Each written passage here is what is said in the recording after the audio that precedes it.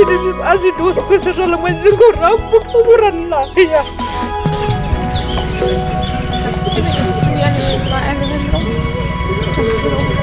फिसा गोदाव जानानै दङ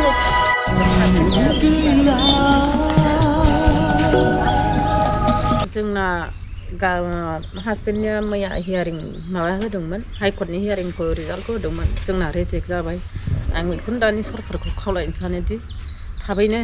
मोजाङैनो मावनानै होयोबा उदां खालामनानै होयो बेखौनो आं सरकारनिसिम खावलायहरनाय थायो आरो जोंनाव बेसे गोबाव जाखो दिनै माबा 10 बोसोर कमप्लिट जाबाय 11 हाबबाय आरो नोंनि फिसाया इन्दिगौमोन नामा इन्दिबियाव दंमोन आं बबे जायगायाव दंमोन बेखौथ' आं बुंनो रोंला बबे जायगायाव दंमोन ओरैनोथ' बेखौ माबायाव 2015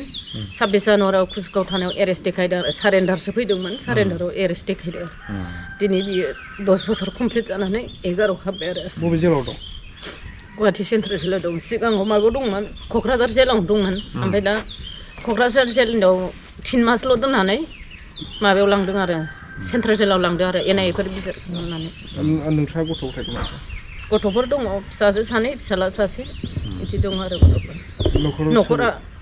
बर' उसुबिदायानो सोलिनानै दं आरो नांगौ रोखोम फरायनो गाननो जोमनो जानो लोंनो होनो हाया फिसाफोरनो बेखायनो दानि गभर्नमेन्टखौ खावलायो थाबैनो उदां खालामनानै होफैयोबा मोजां मोनगौ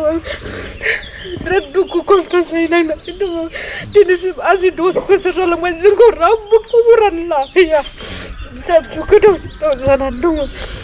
बहा आब'ना गामिया बहा बिजनि बेसरगाव होनो आंना सरकाराव जे इन्दिनि दैदेनगिरिफ्रानो दङ बिटिआर प्रमद बर' दङ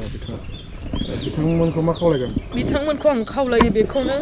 जाहाथे थाबैनो उदां खालामनानै होयो न'खर फारसे गथायनानै हरो गभर्नमेन्टआ दानि जाखिनि गभर्नमेन्टआव दङ बिसोरो थाबैनो मावनानै उदां खालामनानै होयो बेखौनो दानि सरकारखौ खावलायनो सानो आरो आं